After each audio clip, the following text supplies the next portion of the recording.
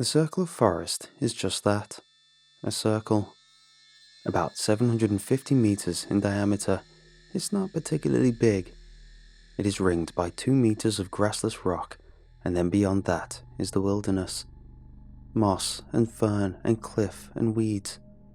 The trees and plants that grow inside the circle are thick and strange. It's raining this evening. I sit in my little hut with a mug of warm tea as the rain batters and clatters against the roof. It leaks through in one corner and drips quickly down into a bucket I've placed there. My rifle rests against my leg. My hut has a direct view to the centerpiece of the forest. A dark, cave-like hole in the middle of a clearing, descending down into the unknown. I tried to go through it once, but my head began to pound the deeper I went down, to the point of agony actually, and I was forced to retreat. I don't go down there anymore. Not much point to it. My colleague joins me tonight. He sips from a mug of his own. "Ah," he says with a pleasant smile. "Delicious. Nothing like a warm mug on a cold day."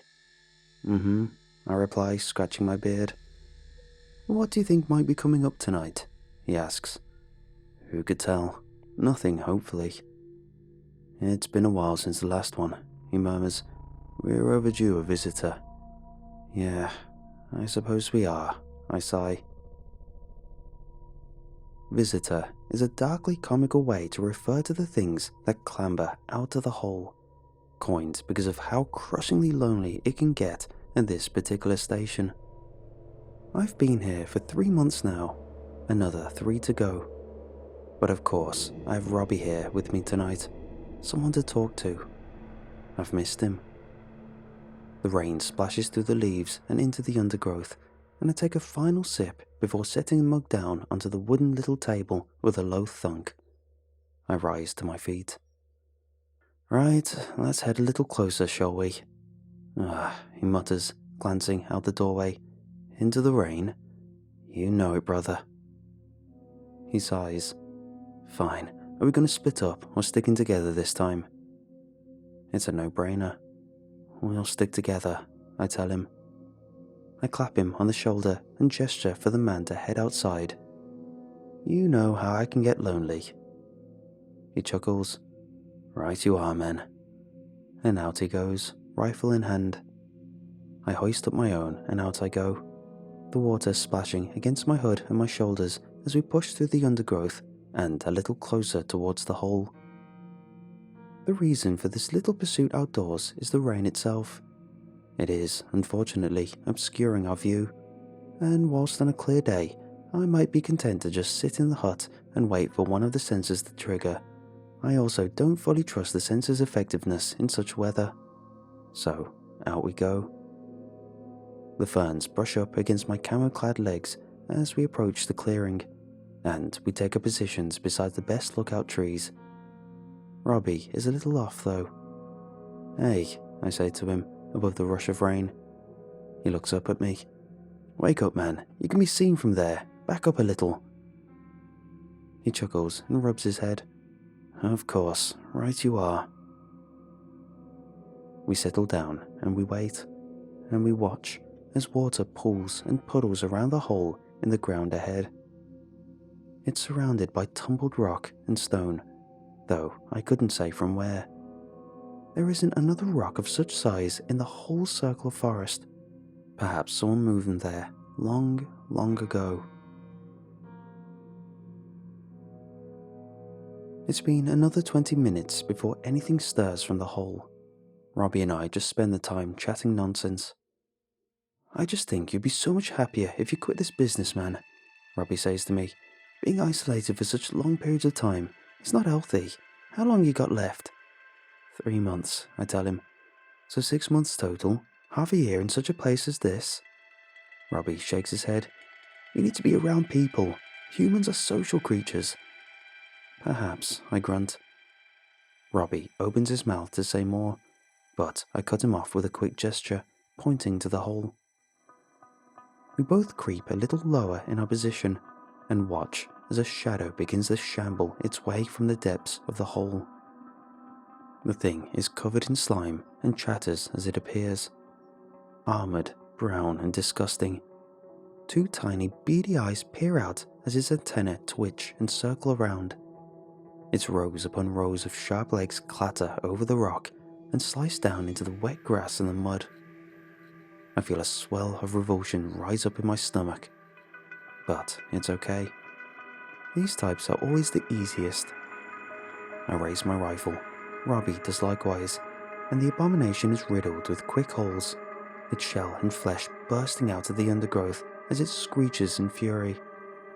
I suppress a gag. Disgusting, Robbie mutters. Where the hell do these things even come from? I don't bother responding. It's a question we've asked each other countless times over the years. I have my theories. From amidst the ruin of the centipede-like creature and out from the hole comes a deer. He raises his head and sniffs the air. I raise the rifle, and the deer bolts, bouncing and speeding away over the undergrowth. Damn it, I shout, hesitating as I look between the deer and my colleague. I point at him. Watch the damn hole, I'll be back. Yeah, chance will be a fine thing, but the deer is the priority for now. I take off between the trees after it. I raise the gun and fire, exploding a branch as I do so. The deer still hops steadily away. They aren't usually this fast, these things. I stumble after it, leaping over ferns and bushes, and the deer makes the mistake of turning sideways to try and run away from me. I take the opportunity to raise the rifle to my shoulder, firing again, with a better chance of hitting, and this time I strike. Black fluid bursts from the deer's side, and a strangled, decidedly non-deer-like noise escapes its throat as it crashes down to the ground with a rustle of ferns. I wipe the rain and sweat from my forehead and turn instantly back, chest rising and falling as I hastily return to the clearing. I approach from the opposite side this time, and I raise the hand to Robbie. But, just as I expected, the man isn't looking. His interest is elsewhere, staring off into the woods. He rises to his feet. Robbie, I shout at him, and he swivels to look at me. Were you watching the hole? The man does not respond, and movement at the clearing's edge catches both our attentions. An anxious-looking man with a backpack and waterproof trousers shuffles out from between the trees, a crumpled map in one hand. Hello, he says, looking between Robbie and I. I raise my rifle at once, and Robbie does likewise. I begin making my way around the clearing's edge towards my colleague, barrel of the weapon fixed carefully on the stranger. "Oh, hey," he says in alarm, putting up his hands. "I don't understand. You guys are rangers, right? I'm not a poacher or anything like that." He forces out an awkward laugh. "I'm just lost. Honestly, literally, I'm literally lost." "Where are you from?" I ask him. I'm sorry," the man replies, adjusting his glasses. "I didn't realize I had an accent." A poor attempt at a joke. Another weak laugh. "Tell me where you're from right now, or I'll blow your head off," I tell the stranger plainly as I reach my position beside Robbie. "Speak clearly." "I'm from Updebrand," the man mutters. "What?" I reply, jerking the rifle. "I said speak clearly."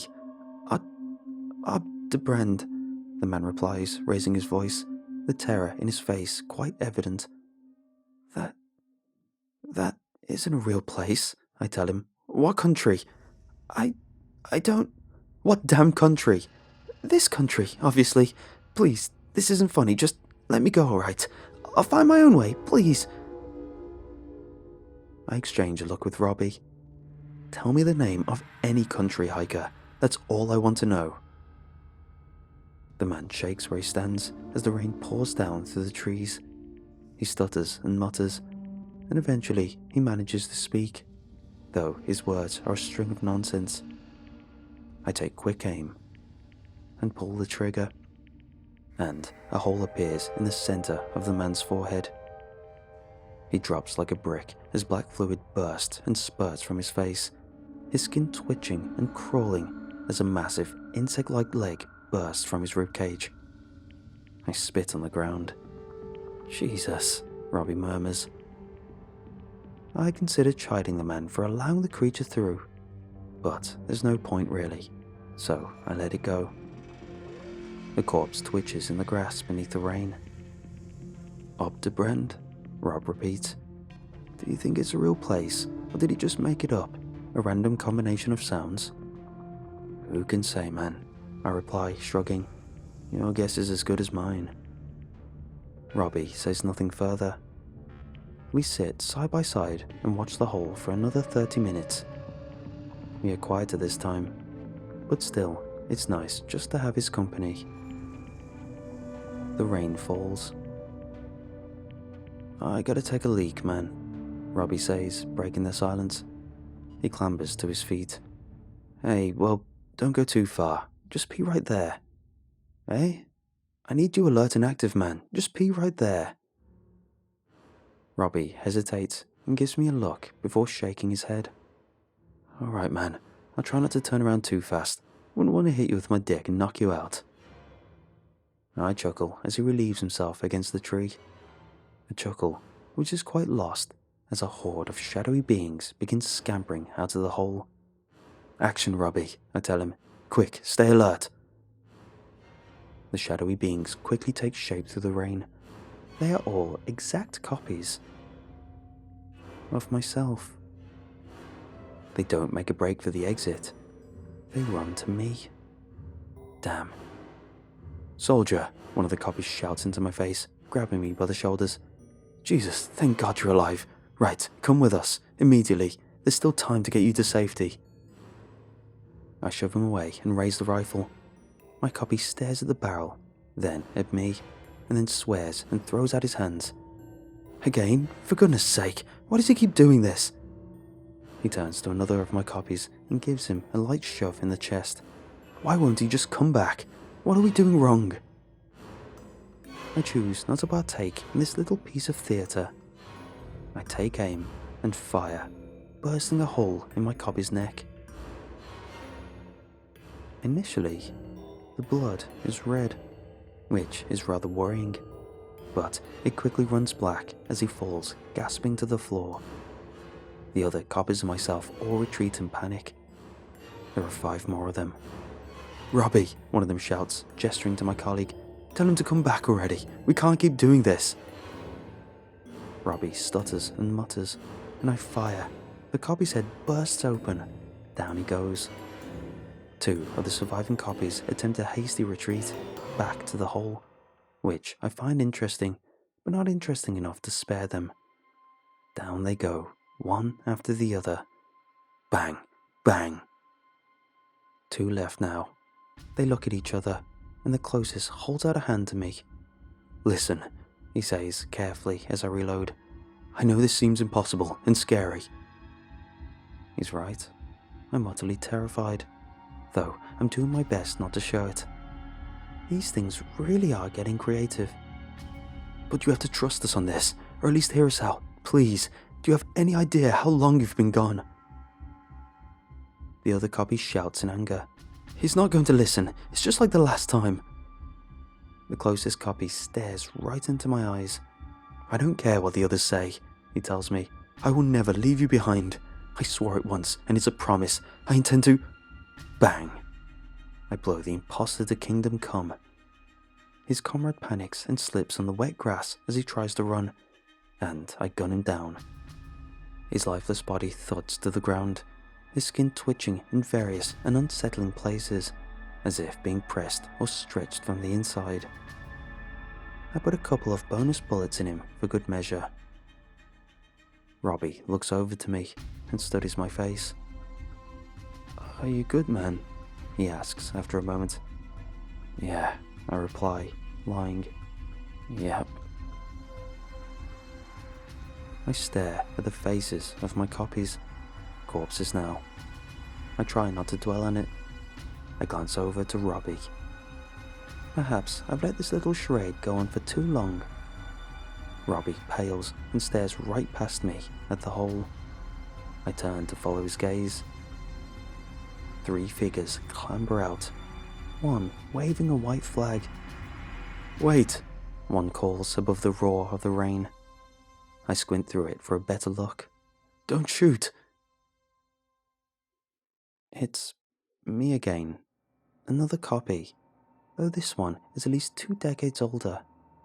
A copy of Robbie is with him, similarly aged. A girl in her 30s walks with him, a fearful expression on her face, and her hands raised. It's my daughter. A sick copy at the least, and aged up like the others. I throw my hands out, exasperated. "What do you want?" "Listen to me, you fool," my elder copy shouts back. "This is the real me, the real you, and this is the real Robbie, the real Robbie." He puts a hand on the copy of Robbie's shoulder, and the other on my daughter's. She stares at me, wide-eyed. "He looks so young," she says. She calls over. "Dad, it's me. Do you remember?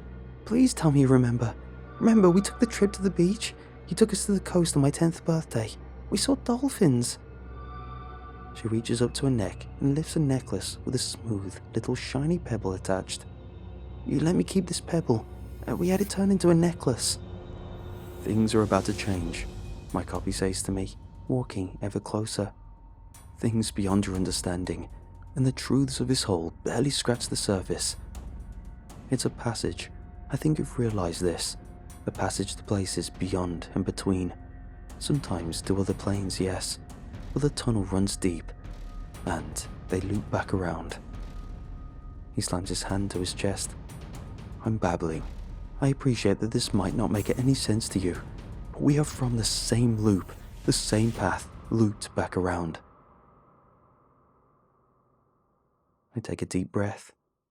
I look this madman in the eyes, with the scent of the rain-washed pine and the drift of rifle smoke in my nose. I take aim, and I fire. Bang! My so-called future self drops to the ground. My daughter screams, and the elder copy of Robbie drops to his knees at the corpse. "No, no," he cries, and I take him out as well. The copy of my daughter is the hardest. Shaking where she stands, she turns to stare at me, defiant, daring me to shoot her in cold silence.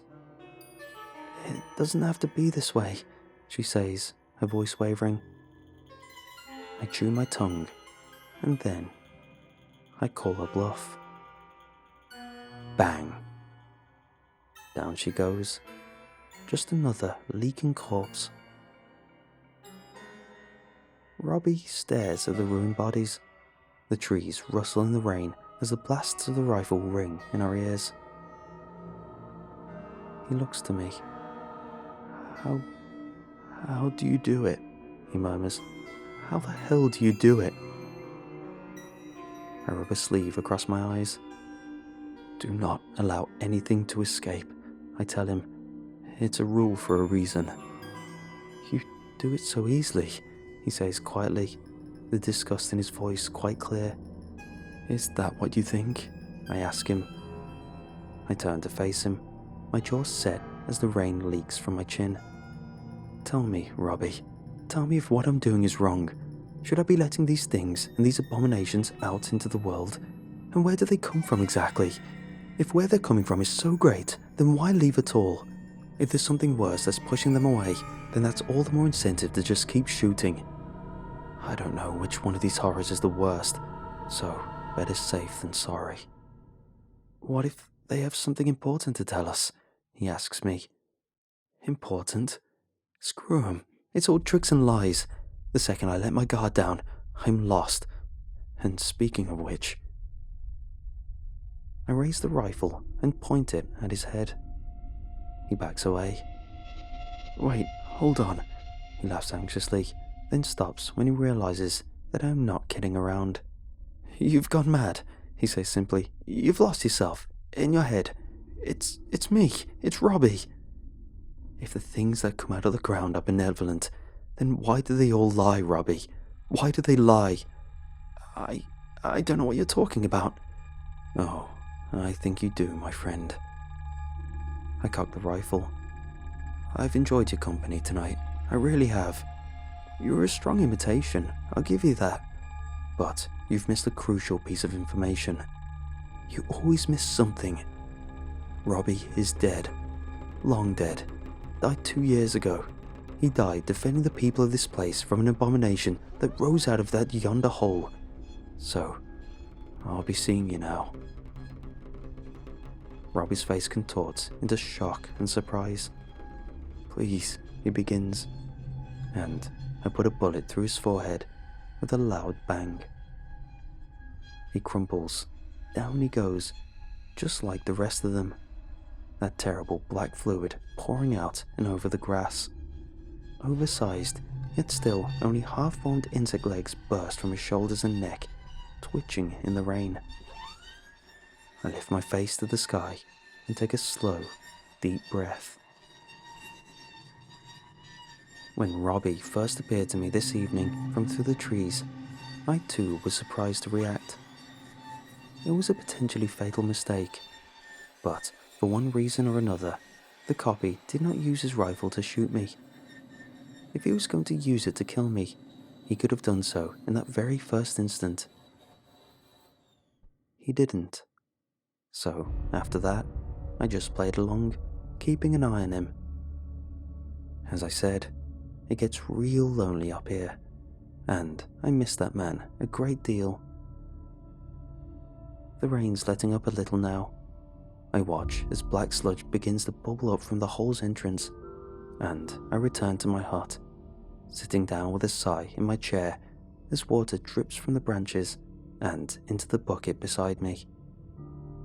The corpses will have melted away by morning. There won't be any more visitors tonight. The black sludge means the tunnels need time to recharge. I reach for my mug and take a slow sip of cold, miserable tea. 3 months down, 3 more to go.